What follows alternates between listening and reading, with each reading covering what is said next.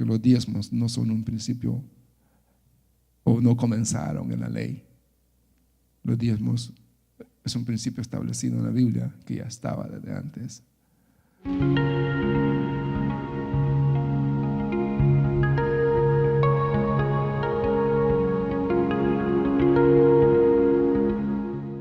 Quiero darle la bienvenida una vez más a todas las personas que nos visitan por primera vez. También tenemos viejos amigos, viejos amigos, no amigos viejos, que nos visitan y queremos darle la bienvenida también. Queremos que usted se sienta cómodo. Si usted nos visita por segunda vez o por primera vez, queremos que ustedes se sientan cómodos en este lugar. Ese es nuestro principal objetivo. Que cuando usted se vaya de este lugar, si es por primera vez que vino, que usted se sienta contento y satisfecho y con ganas de volver a estar con nosotros. Y si usted es parte de la casa, pues igual siéntase bienvenido. Hemos estado hablando, como ya muchos saben, nuestra iglesia es una costumbre o una tradición, o lo establecimos así. Los primeros días del año nosotros lo dedicamos para hablar sobre finanzas, sobre diezmos y sobre ofrendas. Así que si usted es segunda vez que viene y escucha que estamos hablando de ofrendas y diezmos otra vez, no es que nosotros hablemos de eso todo el tiempo. Y lo hacemos con toda la intención de que usted aprenda, de que usted sepa lo que está haciendo cuando usted ofrenda y cuando usted diezma. Realmente me gozaba cuando yo miraba los testimonios de algunos en nuestra página en Facebook. Miraba los testimonios de algunos sobre el diezmo, sobre la bendición que el diezmo ha traído, sobre cómo sus vidas han cambiado después de que empezaron a diezmar y a ofrendar. Ya en realidad nosotros tenemos que este es el quinta enseñanza sobre diezmos en este mes, en este año. Y hasta el momento nosotros no te hemos pedido una ofrenda, ni te hemos dicho trae tu dinero acá. Ustedes pueden ver todos los videos, están en YouTube, están en nuestra página en Facebook, y no te hemos pedido una ofrenda. Y es porque realmente lo que nosotros queremos como iglesia no es despojarte de tu dinero, no es saquear tu cuenta bancaria. Lo que nosotros queremos es que tú aprendas y entiendas cómo funcionan los diezmos y cómo funcionan las ofrendas, y que cuando tú decidas hacerlo, lo hagas consciente y con alegría de lo que tú estás haciendo. Si usted lee las estadísticas generales en las iglesias, dicen las estadísticas que solo un 20% de los miembros de las iglesias evangélicas son los que diezman y ofrendan, y que el otro 80% pues son miembros, pero no diezman ni ofrendan. Entonces nosotros no miramos los diezmos como una carga, ni las ofrendas como una carga. Nosotros miramos los diezmos y las ofrendas como una bendición para nosotros, y por eso nosotros enseñamos y nos dedicamos a la enseñanza. Nuestro pastor ha traído ya algunas enseñanzas muy buenas. Por cierto, si usted no las ha visto, las puede ver en YouTube, las puede ver en Facebook, porque nosotros queremos que usted esté consciente de lo que realmente es y lo que significa el dar para el reino de Dios. Miraba los testimonios de algunos hermanos. Me gozaba realmente cómo Dios ha cambiado la vida. Alguien decía en otra situación, en otras circunstancias, hablando sobre lo mismo: nosotros habíamos tratado de buscar una casa, de comprar una casa, y habíamos tratado por nuestros esfuerzos, pero no habíamos podido.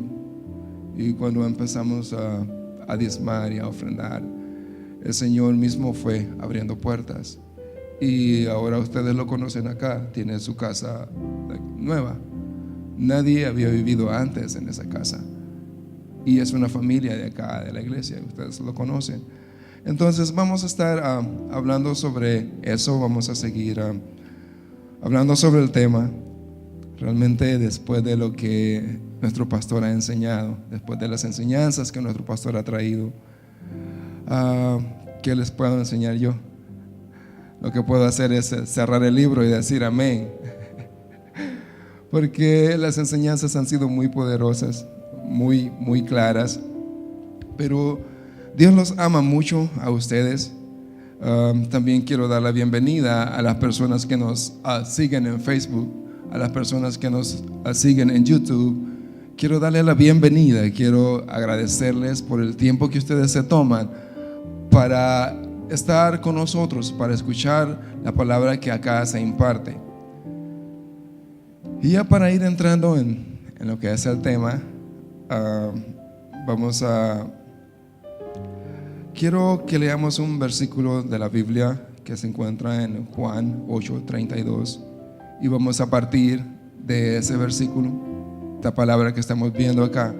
Jesús le dice: conoceréis la verdad y la verdad los hará libres. Ahora, ¿libre de qué? La pregunta es: ¿libre de qué?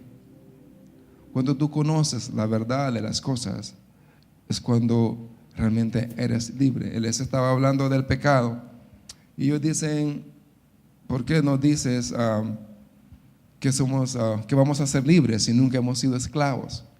Ellos dicen: nosotros nunca hemos sido esclavos, nosotros somos linaje de Abraham.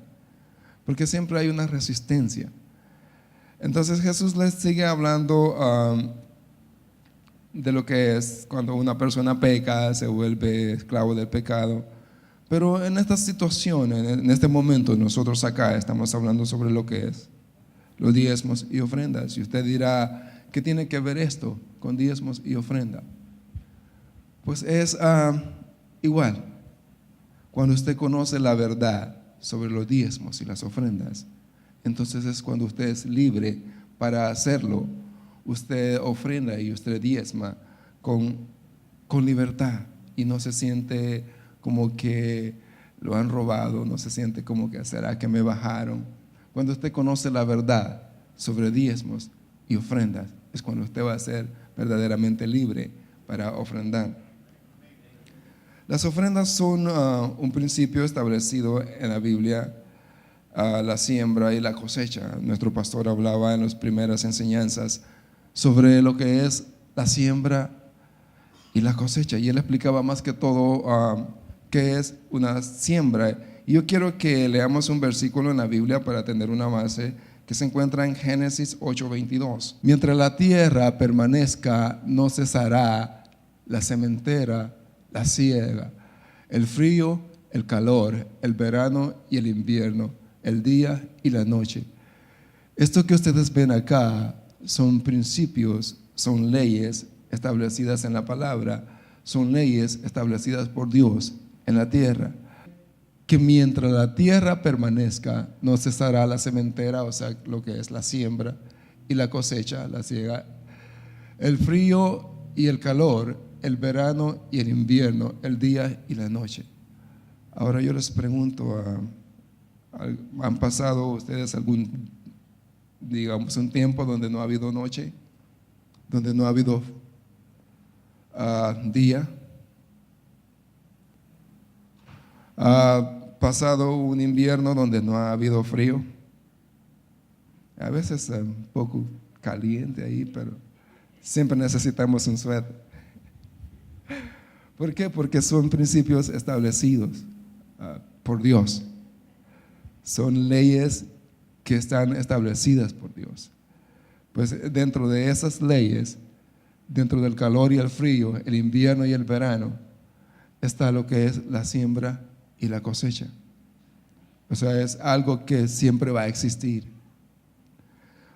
Nosotros vivíamos en el campo. Bueno, yo vivía en el campo cuando estaba pequeño. No voy a comprometer a mis hermanos. No quiero que después usted viendo a mis hermanos como que son campesinos. Cuando yo estaba pequeño vivíamos en el campo. Vivíamos en un lugar muy bonito, por cierto, que se llamaba El Chamol, allá en San Carlos, Lempa. Algunos de acá conocen. Muy bonito, por cierto, muy bonito. Y mi papá era un hombre muy inteligente, muy sabio. Yo siempre lo recuerdo con mucho respeto. Él era un hombre que se dedicaba a la agricultura. Por eso para nosotros lo que es la siembra y la cosecha no es tan difícil de entenderlo porque estamos familiarizados con lo que es el tema. Y quisiera traer como ejemplo esto porque quiero que entendamos algunas cosas. Mi papá era un hombre que se dedicaba a la agricultura. Él sembraba maíz, sembraba melón, sembraba sandía y eso era su trabajo, a eso se dedicaba. Y lo que él hacía, algo que me admiraba y lo que hasta el día de hoy yo admiro de él, era el momento de prepararse para la siembra. Cuando él se preparaba para la siembra, bueno, escogía el terreno, preparaba el terreno, lo cortaba, lo que es arar el terreno. Si algunos de acá están familiarizados con el tema también. Araban el terreno, pero lo que me sorprendía más es cuando él escogía la semilla que iba a sembrar de la cosecha que había sacado anterior. Él agarraba las mazorcas más grandes y esas las apartaba, las ponía. Después, cuando estaba sacando los granos, empezaba a sacar los granos y cuando llegaba a la parte de la punta, que es así, más o menos un pedazo así, donde ya los granos empiezan a hacerse más pequeños, esos granos, eso no lo quitaba, eso no lo echaba en el contenedor, sino que eso lo ponía aparte y decía, bueno, esto se lo voy a dar a los animales, para alimentar los animales, al ganado, lo que tenían, los animales que teníamos, pero esa parte no lo incluía en la semilla que iba a sembrar. O sea, escogía la semilla de tal manera que la semilla fuera la mejor, la más grande. Y después preparaba el terreno, partían con un arado la tierra y después venía, tiraba el maíz y lo aterraba y más o menos a los 3 días el maíz empezaba a salir, a nacer, las plantitas así. Era igual si él partía un melón, si él se estaba comiendo un melón y sentía que ese melón era más dulce que los demás, él decía, apártenme la semilla de este melón, no me la vayan a tirar. Y agarraba esa semilla y la secaba, la preparaba y esa semilla la sembraba. Ahora, cuando mi papá recogía su cosecha, el maíz que él cosechaba era maíz escogido. Era mazorcas grandes, era los mejores melones, los más dulces, era conocido por eso. Tanto que cuando él sacaba su cosecha, una parte la apartaba para el tiempo de que no se podía sembrar y la otra parte de la cosecha la vendía. Entonces, cuando él iba a vender su cosecha, por alguna razón siempre llegaba tarde, que es el mercado, la placita era en la mañana, el negocio era, siempre en los mercados el negocio es temprano en la mañana. Y él por alguna razón siempre llegaba tarde, pero lo que les quiero decir es que las compradoras, las personas que compraban el maíz, estaban ahí esperando hasta que mi papá llegara. ¿Por qué? Porque mi papá llevaba maíz escogido. Ya sabían que este señor él también sembraba una clase de maíz que se tardaba más en producir, pero era más grande que el resto del maíz. Entonces él decía, yo prefiero esperar una semana más, pero cosechar un maíz, una clase de maíz más grande, de mejor calidad. Ahora yo les pregunto, ¿por qué mi papá hacía esto? O sea, ¿cómo es? Seguro mi papá aprendió este principio, no lo aprendió de la Biblia, pero lo aprendió de alguien más. Porque él sabía que si sembraba buen maíz, iba a tener buena cosecha. Ahora les digo, ¿cómo es que esto funciona? O sea, yo les digo, no, yo estoy seguro que él no lo aprendió de la Biblia, pero lo aprendió de alguien. Pero le funcionaba, ¿por qué? ¿Por qué le funcionaba? Porque es un principio establecido acá. O sea, que como usted viva lo que usted sepa, si usted practica un principio establecido en la Biblia, le va a funcionar. Mi papá no era muy fiel con Dios en esos días, mi papá no sabía mucho de la Biblia en esos días, pero él practicaba un principio establecido en la Biblia, que es la siembra y la cosecha. Dice Gálatas 6:7, que lo que el hombre siembre, eso cosecha. Si siembra, dice, no os engañéis, Dios no puede ser burlado, pues todo lo que el hombre sembrare, eso también segará. O sea, si usted siembra mala semilla, va a tener mala cosecha. Y este es el principio establecido en la Biblia. Ahora usted me dirá, usted nos está hablando de siembra literal. Ahora me gustaría que este mismo ejemplo lo viéramos, pero desde otro punto de vista. El ejemplo que les acabo de poner de mi papá y su proceso de siembra. Vamos a suponer que alguien, digamos aquí en otro lugar, no conozca nada de siembra, no sepa cómo es el proceso de agricultura, no sepa cómo nace la semilla, no sabe ni de dónde viene el maíz. Digamos que alguien que no sepa nada de siembra, o sea, ignorante completamente. Y mira a mi papá en su proceso de preparación de la semilla. Mira a mi papá sacando los mejores granos, las mejores mazorcas, tomándose todo el trabajo de preparar la tierra, para abrir la tierra y tirar el grano. Si esta persona que no sabe nada de siembras viene y mira a mi papá tirando el maíz en el suelo y enterrándolo y tirando otro poco de su mejor semilla, tirándola en el suelo, ¿qué creen ustedes que esta persona va a pensar? Si él no sabe cómo funciona el proceso de siembra y ve a un hombre tirando su semilla en el suelo y enterrándola. Qué dundito, como dicen los salvadoreños. Qué dundo este hombre, por no usar la otra palabra. Va a decir, este hombre tiene una familia de 10 hijos allá en la casa y botando su maíz en el suelo. Está loco. Pues exactamente lo mismo sucede cuando usted siembra en el reino de los cielos. Cuando usted da para la iglesia, cuando usted quiere sembrar en el reino de los cielos, va a venir alguien que no sabe de lo que es sembrar en el reino, que ignora completamente lo que nosotros sabemos sobre los principios del reino, y le va a decir, qué dundo sos vos, dando tu pisto para la iglesia. Mira al pastor cómo anda y mira vos. No, hombre, vos tenés familia, no estés dando tu pisto a la iglesia, hombre, tenés necesidades, cuentas que pagar. ¿Pero por qué? Porque es una persona que ignora cómo funciona los principios de siembra y de cosecha en el reino de los cielos. Así que nosotros que sabemos, no nos dejemos que no nos afecte, porque nosotros sabemos lo que estamos haciendo. Nosotros sabemos cómo todo esto funciona.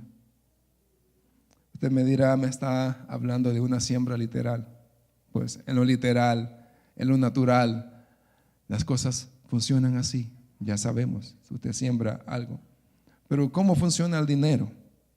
Miren, la gente siempre trata de ridiculizarte cuando tú das para el reino o cuando tú siembras en el reino de los cielos. Alguien me dijo, el dinero no nace. Dice, yo puedo probar, yo puedo ir y sembrar, abrir un hoyo en la tierra y sembrar un billete de 100 y eso no me va a dar un arbolito con billetes de 100. O sea, la gente trata de verte la cara, como dicen, Tratan de hacerte ver como que sos un tundito. Pero quiero que veamos un ejemplo que se encuentra en Segunda de Reyes. En el capítulo 4, vamos a estar leyendo del 8 hasta el 11. Esta es una historia de una mujer y un profeta, el profeta Eliseo. Dice el capítulo 8, dice: aconteció también que un día pasaba Eliseo por Sunem, y había ahí una mujer importante que le invitaba insistentemente a que comiese, y cuando él pasaba por ahí, venía a la casa de ella a comer. Y ella dijo a su marido: he aquí, ahora yo entiendo que este que siempre pasa por nuestra casa es varón santo de Dios. Yo te ruego que hagamos un pequeño aposento de paredes. Oiga lo que dice, hagámoslo de paredes, porque antes se hacía también en tiendas de telas y de carpetas. Pero él le dice: yo te ruego que hagamos un pequeño aposento de paredes y pongamos ahí una cama, mesa, silla y candelero, para que cuando él viniere a nosotros se quede en él. Y aconteció que un día vino él por ahí y se quedó en aquel aposento y durmió ahí. Vamos a dejarlo hasta ahí, vamos a hablar un poco, vamos a hablar sobre este pasaje que hemos leído. O sea, la historia va más o menos así. Eliseo era un profeta de Dios y a veces pasaba por esa ciudad. Y esta mujer dice que siempre insistía en invitarlo a comer a la casa. El profeta no tenía necesidad de comida, no tenía necesidad de un lugar donde quedarse, pero esta mujer insiste. Y mire lo inteligente que es esta mujer. Dice: yo entiendo que este hombre es un hombre de Dios. Ahora, pasa muchas veces que nosotros no entendemos quién es el hombre de Dios y por eso no lo honramos como lo tenemos que honrar. Dice esta mujer: yo entiendo. Y después de que entiende que este hombre es hombre de Dios, él dice: hagámosle un aposento, hagámosle una casa. Quiero que sigamos en el siguiente pasaje. Del 12 vamos a estar leyendo hasta el 17. Dice: entonces dijo a Giezi su criado. Vamos a ver los resultados o la cosecha de lo que esta mujer sembró en este hombre. Dice el 12: entonces dijo a Giezi su criado: llama a esta sunamita. Y cuando la llamó, vino ella delante de él. Dijo él entonces a Giezi: dile, he aquí tú has estado solícita por nosotros con todo este esmero. ¿Qué quieres que haga por ti? ¿Necesitas que hable al rey por ti o al general del ejército? Y ella respondió: yo habito en medio de mi pueblo. Y él le dijo: ¿qué pues haremos por ella? Y Giezi respondió: he aquí, ella no tiene hijo y el marido es viejo. No sé qué quiso decir el criado con esto, pero le dice: no tiene hijo y el marido ya está un poquito pasado de años. Dijo entonces: llámala. Y él la llamó y ella se paró a la puerta y él le dijo: el año que viene por este tiempo abrazarás un hijo. Y ella dijo: no, Señor mío, varón de Dios, no haga burla de tu sierva. Mas la mujer concibió y dio a luz un hijo el año siguiente, en el tiempo que Eliseo lo había dicho. ¿Qué les parece esta historia? Esta mujer decidió honrar al varón de Dios. Y no lo hizo porque realmente tenía necesidad de algo. El profeta le dice: ¿qué quieres que haga por ti? ¿Quieres que te conecte con el rey? ¿Quieres que te consiga una entrevista con el rey? Y él dice: no, yo no necesito nada de eso. Dice la Biblia que era una mujer importante, o sea, tenía dinero. Ahora, cuando hablamos del aposento que le hizo, la Biblia dice que era un aposento, pero realmente lo que le hizo fue un apartamento de lujo. Algo que el profeta no le había pedido. No necesitaba un lugar donde quedarse, él tenía donde vivir, pero ella quiso honrarlo. Dice que le hizo, si usted lee o estudia más a profundidad este pasaje, lo que le hizo fue un apartamento de lujo. Dice, con candelero, con silla, con mesa. O sea, todos estos eran lujos en ese tiempo. ¿Por qué? Porque esta era gente de dinero. Ellos vivían en mansiones. Entonces no le iban a hacer una chocita a la par al profeta, obviamente que no. Pero eso es lo que sucede cuando tú siembras, cuando tú das, cuando tú inviertes en lo que es el hombre de Dios, en este caso. Algo se mueve en el ambiente espiritual. Dios no se queda con nada de lo que tú haces por el reino de Él. Dice que se empezó a preocupar, no preocupar, digamos, pero fue importante para el profeta. Y le dijo: ¿qué quieres que haga por ti?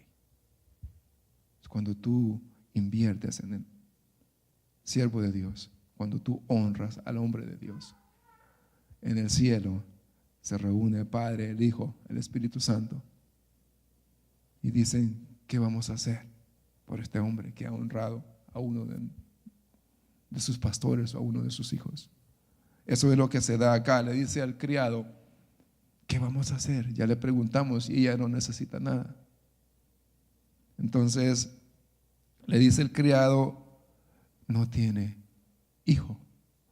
Ahora, si usted tiene 7 hijos y ayer le confirmaron que la prueba del embarazo le salió positivo, entonces esta noticia no la va a ver tanto como una bendición. Si usted ya tiene 7 hijos y salió positiva la prueba, entonces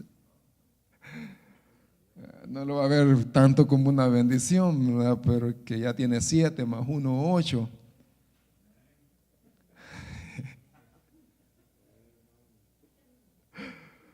Pero cuando usted no tiene hijo, cuando una mujer no tiene hijo y quiere tener un hijo, es algo bien difícil. Realmente es una experiencia,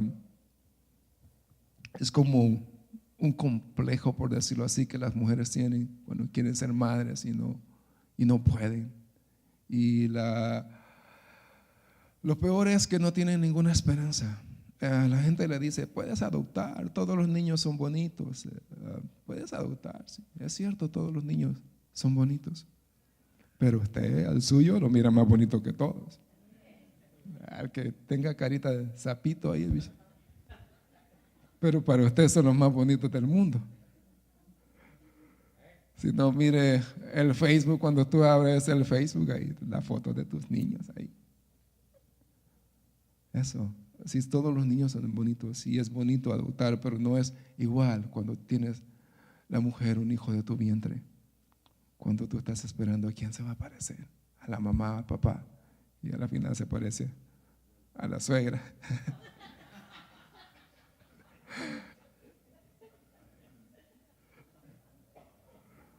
Esa era la situación de esta mujer. Tenía dinero, tenía posición, tenía fama, era una mujer importante, dice la Biblia, pero no tenía hijo. Pero dice que cuando el profeta le dice, ella piensa que el profeta se está burlando de él. Cuando el profeta le dice que va a concebir un hijo, dice el 16, y él le dijo: el año que viene, por este tiempo, abrazarás un hijo. Y ella le dijo: no, no, Señor mío, varón de Dios, no hagas burla de tu sierva. Para ella, el hombre se estaba burlando de ella, porque dice la Biblia que el hombre ya estaba viejo. O sea, ya había pasado su tiempo de poder engendrar. Aunque se dan casos, ¿verdad?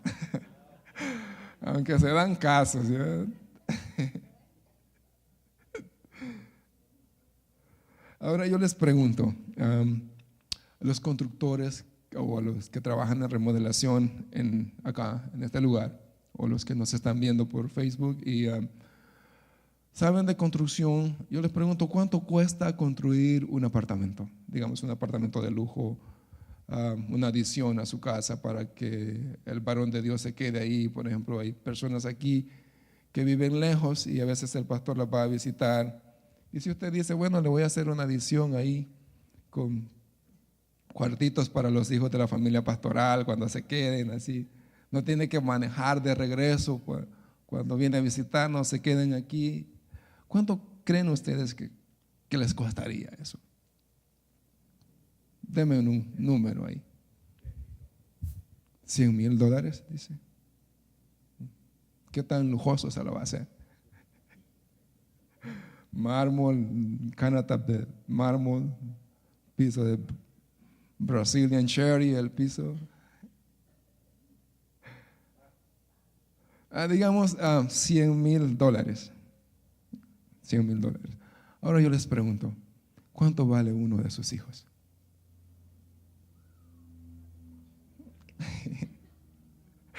Mana Olga, ¿me vendería usted una de sus gemelitas por $100,000? Las dos por $200,000. Mano Casimiro me vendería en su Juan David por $100,000.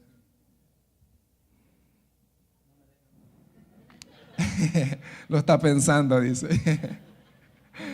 Dice que lo está pensando. Realmente no. Yo no creo, por mucha necesidad que usted tenga, yo no creo que usted, por mucho dinero que le ofrezca, porque eso es lo que hace Dios. Ese es el principio de siembra.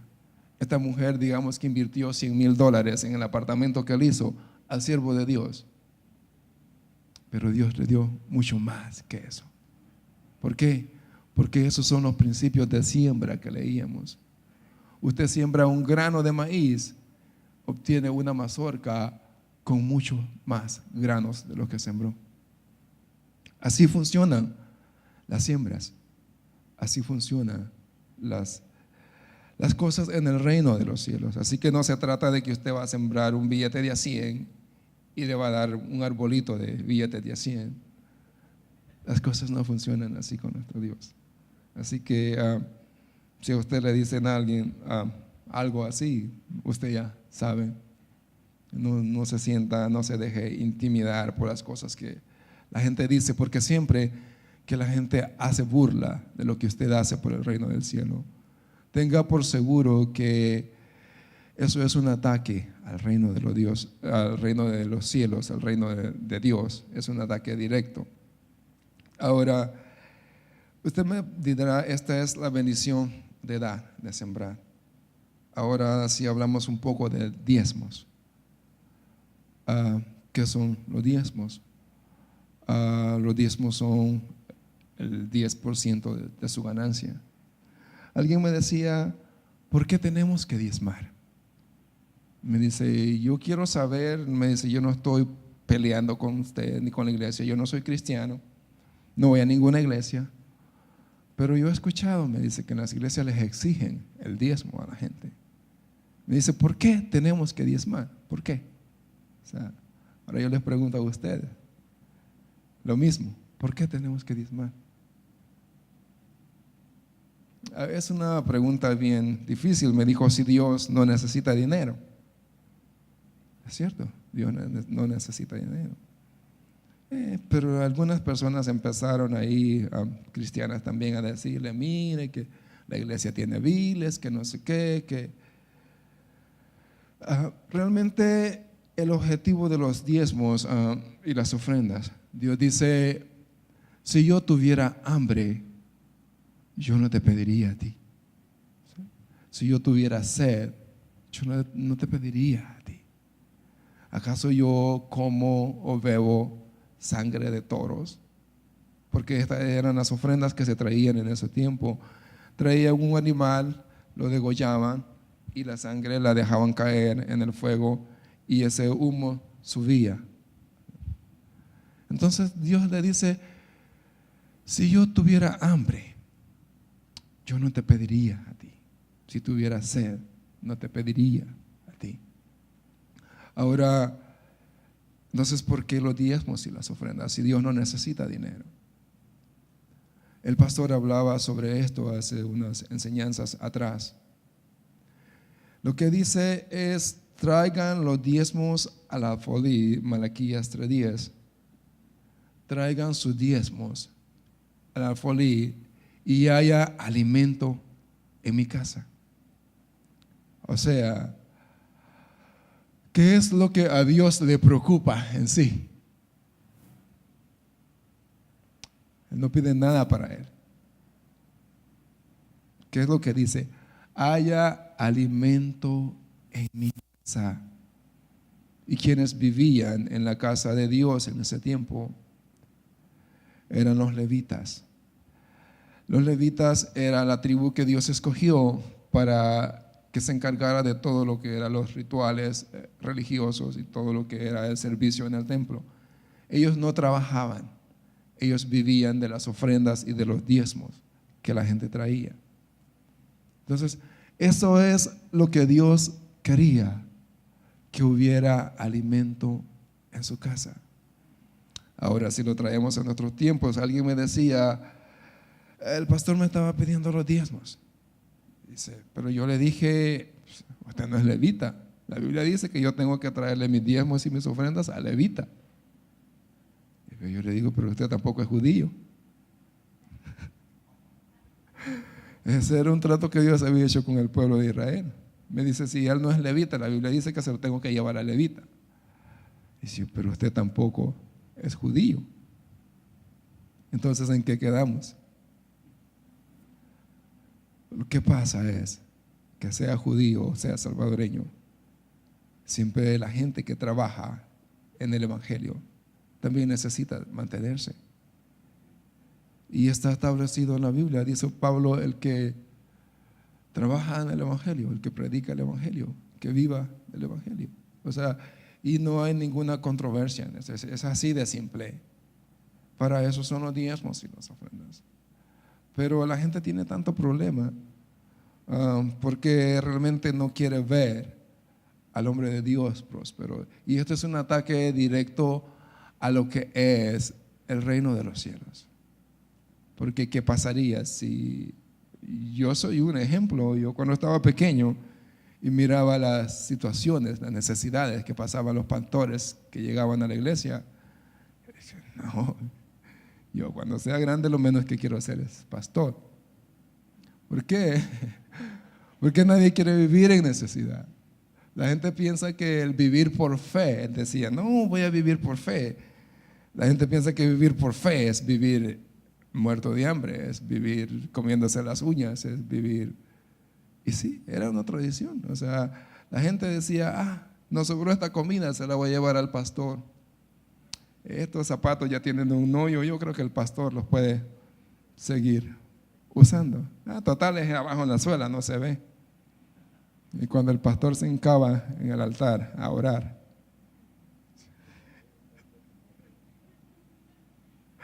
porque eso es lo que aprendimos, ese es el concepto de pastorado que nosotros teníamos. Me gustaría hablar de los diezmos, pero que lo viéramos desde un punto de vista más espiritual, sobre los beneficios y las bendiciones que trae la acción de diezmar.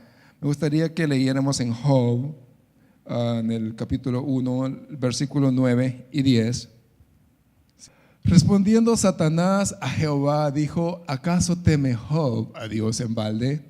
¿No le has cercado alrededor a él y a su casa y a todo lo que tiene? Al trabajo de sus manos has dado bendición, por tanto sus bienes han aumentado sobre la tierra.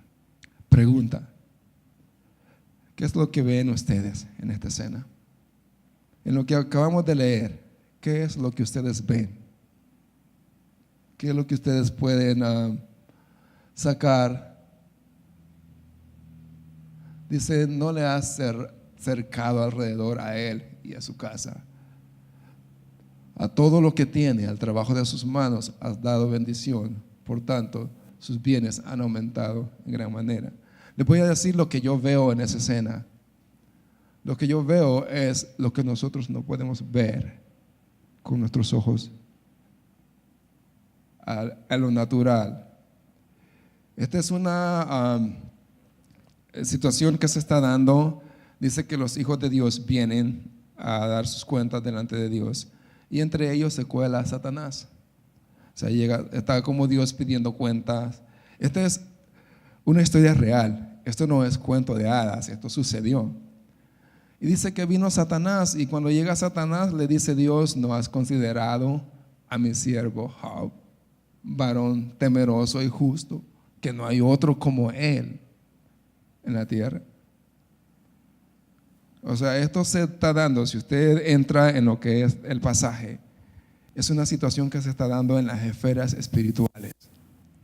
Seguro Job estaba trabajando, estaba descansando en su casa, y lo que menos se imaginaba es que en las esferas espirituales se estaba hablando de él. Otra cosa que yo veo acá es a un enemigo queriendo meter la mano en todo lo que Job tenía. Porque ¿cómo sabía Satanás que los bienes de Job estaban cercados, que no podía entrar? ¿Cómo sabía? Había tratado de entrar antes. ¿Cómo usted se da cuenta que una puerta está abierta con llave? Cuando la quiere abrir y entrar, entonces se encuentra que tiene seguro por dentro. Seguro Satanás ya había tratado de dañar los bienes de Job y no había podido. Pero esto se da en un ambiente donde nosotros no podemos ver. O sea, usted me puede decir que tiene de que ver esto con los diezmos. Quizás ahorita no lo pueda ver relacionado con los diezmos. Lo que yo quiero que usted vea y entienda en este pasaje es que hay enemigos de sus bienes, hay enemigos de sus finanzas, hay enemigos que usted no puede ver, que constantemente están tratando de dañar sus bienes. Dice, hay una historia en el libro de Jueces, capítulo 6, versículo 9, 10, por ahí, así, donde dice que el pueblo de Israel había hecho lo malo delante de Dios, y dice que venían los madianitas y los amalecitas y todos los aliados que ellos tenían, y subían y destruían todas las cosechas y se llevaban todo y no dejaban nada para comer. Y dice que de esa forma el pueblo de Israel empobrecía.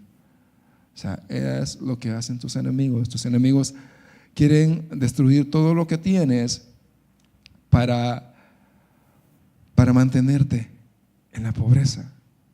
Pero usted me dirá, en estos tiempos nosotros no tenemos enemigos de ese tipo, porque hoy hay derechos humanos. Si alguien se quiere meter con sus bienes, usted lo denuncia y la policía lo defiende.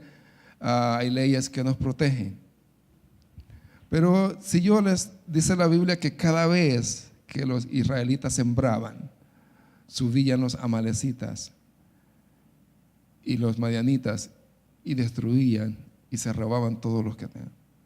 Ahora, si lo ponemos en términos más actuales, digamos, por ejemplo, ya en este tiempo, si le cambiamos un poco, y yo podría decir, y sucedía que cada vez que los hermanos de la iglesia recibían su cheque el día viernes, venía la renta, venían los cobros dobles del cable, venían los seguros, vendía la letra del carro y se llevaban todo el cheque de los hermanos. Y no dejaban nada o poquito para que comer. Porque así es como funcionan las cosas ahora. Ahora no hay enemigos físicos, pero hay enemigos espirituales, lo acabamos de ver en el libro de Job. Ahora la Biblia no dice literalmente que Job diezmaba, pero la forma como Dios habla de Job, varón perfecto, temeroso de Dios. Pero la Biblia dice que ofrendaba, y no ofrendaba una vez al tiempo, sino que ofrendaba todos los días. Dice que todos los días llevaba una ofrenda por sus hijos, por si acaso sus hijos, bueno, los hijos que tenían eran unos maleantes, y él sabía la clase de hijos que tenía. Entonces, pero por eso él ofrecía una ofrenda a Dios todos los días, porque decía, quizás habrán pecado mis hijos y habrán ofendido a Dios. Entonces, la forma tan bonita de la que Dios habla de este hombre me lleva a pensar que este hombre sí diezmaba. La controversia con los diezmos en las iglesias es porque Jesús no habló de diezmos, según algunas personas. Porque no hay un versículo que diga en el Nuevo Testamento, no hay un versículo que diga como en el Antiguo Testamento, indefectiblemente diezmarás. O sea, por eso es que la gente tiene problemas con esto en la gracia. Porque dice, estamos en la gracia, los diezmos eran en el Antiguo Testamento, los diezmos eran de la ley. Pero no, los diezmos no eran de la ley, ya hemos aprendido. Sí, Dios los incluyó en la ley, pero los diezmos no comenzaron en la ley, los diezmos ya existían. Por eso me lleva a pensar esto, que Job sí diezmaba. Porque, bueno, yo no sé si Dios va a hablar así de bonito de una persona que no diezma. Aunque ya aprendimos que no estamos bajo maldición, que ya la maldición de que porque yo no diezmo, como nos habían enseñado antes, y yo estaba viviendo bajo maldición, eso no es cierto, porque Jesucristo se llevó todas las maldiciones de todo lo que estaba en contra, dice. Ahora, les decía, el diablo estaba tratando de tocar los bienes de Job, pero dice que había una barrera. Dios lo había cercado. Si regresamos a Malaquías 3:10,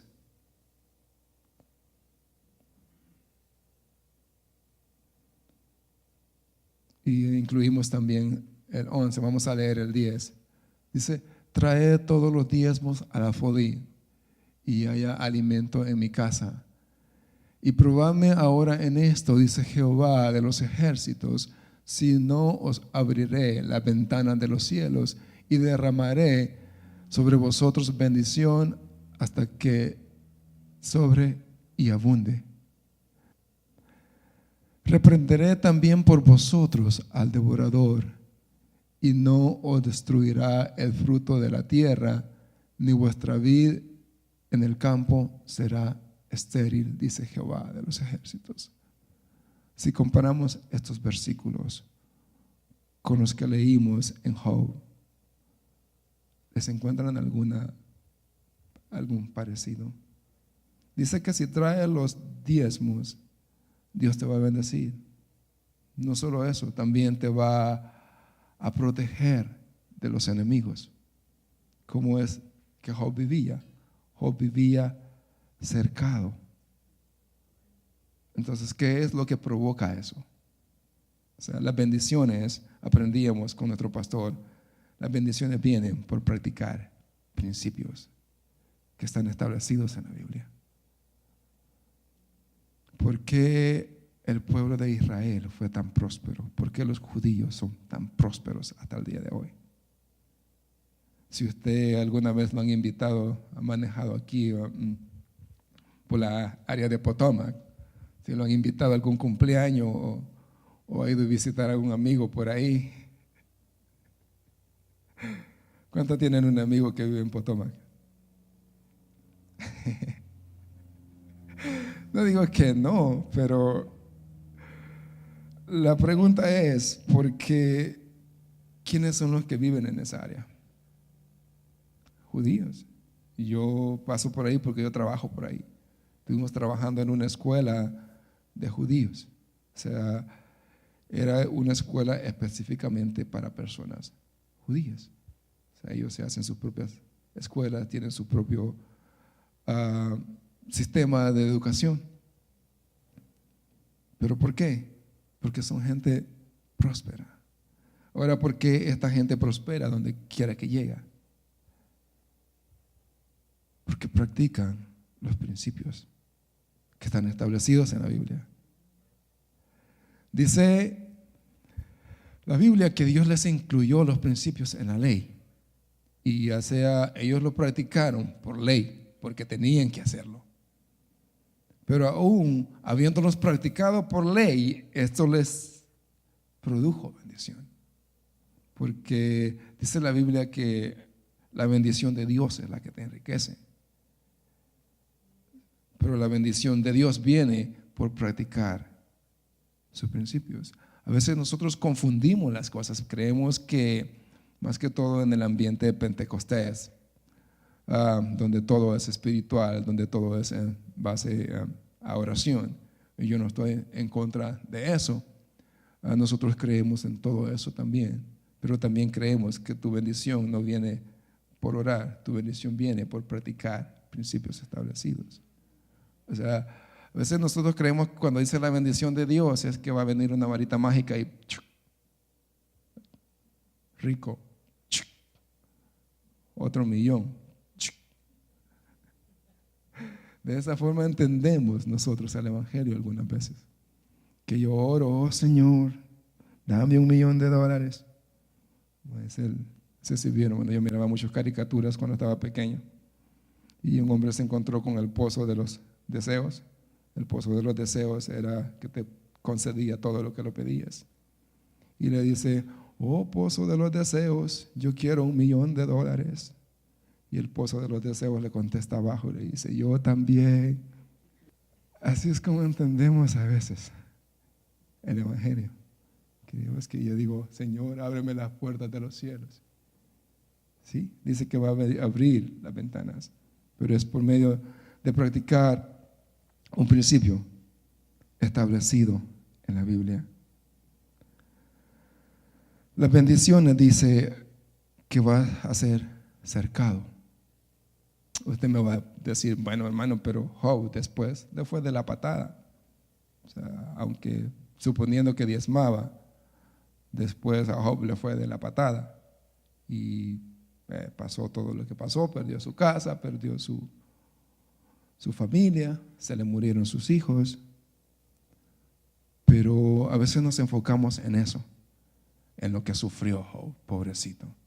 Pero si usted estudia bien la vida de Job, eso fue un periodo de tiempo. Dicen los estudiosos que fue aproximadamente 3 meses lo que él pasó por las circunstancias que pasó. Pero dice la Biblia que el postrer estado de Job fue mejor que el primero. Dice que no habían hijas, no había muchachas tan bonitas como las hijas de Job. Tal vez ahora ya le nació competencia a algunas de sus hijas, sus nietas. Pero en ese tiempo dice que no había hijas más bonitas que las hijas de Job en toda la tierra. Dice que murió de viejo, lleno de años, o sea, sin ninguna enfermedad, viejito pero pollón, como dicen en El Salvador. Esas son las bendiciones cuando usted practica los principios de diezmar. Vamos a ir cerrando ya. Usted me dirá, pero hermano Dodani, ese versículo que usted leyó en Malaquías está en la ley. Y ustedes mismos acaban de decir que la ley ya no aplica a nosotros. Bueno, lo que la Biblia dice al respecto es que Jesús se llevó el acta que nos era contraria. En el acta que nos era contraria decía que si no diezmabas estaba bajo maldición. Se llevó todo lo malo, todo lo que nos afectaba, pero las bendiciones quedaron ahí. Porque los diezmos no son un principio o no comenzaron en la ley. Los diezmos es un principio establecido en la Biblia que ya estaba desde antes. Alguien me dijo, pero si Abraham diezmó, pero la Biblia dice que solo diezmó una vez en su vida. Bueno, la Biblia solo cuenta una vez que Job diezmó, pero fue porque él quiso, no porque nadie se lo estaba ordenando. Si usted busca en YouTube mensajes que digan que usted no tiene que diezmar, usted va a encontrar enseñanzas por gente aparentemente estudiada, donde dice que usted no tiene que diezmar y le sacan versículos de la Biblia. Yo miraba uno de esos videos. No es que yo andaba buscando una forma de no diezmar, pero hay gente que vive así. Dice, pruébenme con la Biblia que yo tengo que diezmar. Y cuando usted no quiere diezmar, se va a YouTube y dice, ¿por qué tengo que diezmar? Y ahí le dice, mire, la Biblia dice que aquí Abraham diezmó, pero solo diezmó una vez en su vida. Aquí dice que Job diezmó, pero fue porque él quiso. Jesús no habló de los diezmos. Y sí, la única cosa que Jesús le alabó a los fariseos era que eran diezmadores. Les dijo, fariseos hipócritas que diezman menta de todo lo que cosechaban, pero se olvidan de hacer justicia, misericordia y verdad. Dicen, no era necesario que hicieran lo uno sin dejar de hacer lo otro. O sea que si diezmaban estaba bien, pero que también tenían que practicar la justicia.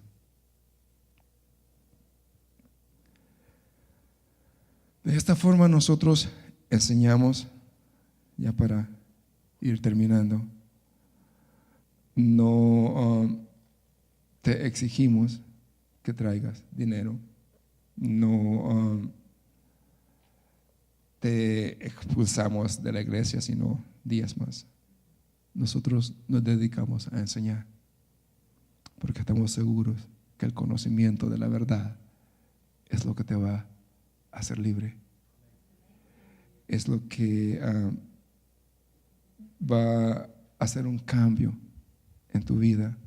Me llenaba de satisfacción ver el viernes, el servicio de los niños, y cómo la pastora de niños les hablaba sobre ofrendar y diezmar.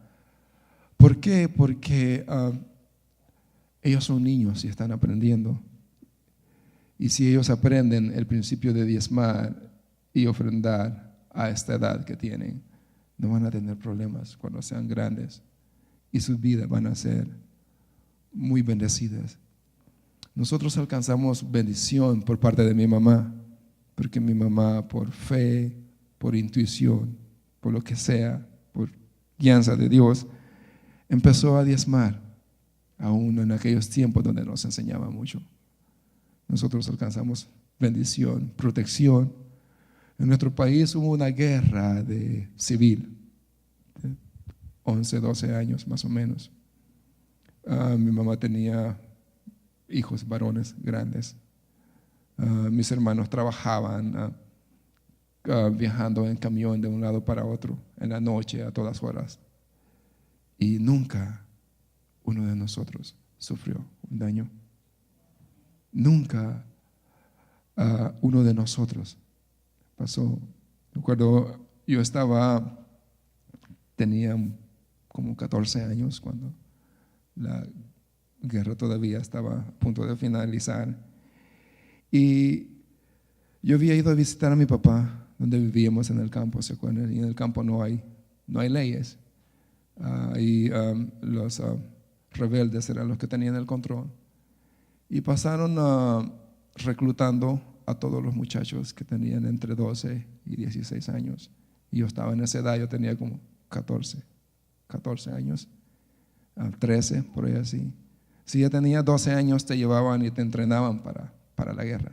O sea, te llevaban obligado. Pero pasaron por la casa de los vecinos, pasaron por la casa del otro vecino, y yo estaba en la casa de mi papá, adentro de la casa. Por la casa de mi papá no pasaron. O sea, cualquiera puede decir, es pura casualidad. Pero cuando tú entiendes las cosas, mi mamá siempre practicó el principio de diezmar. Y eso es lo que dice: reprenderé al devorador, protegeré tu casa.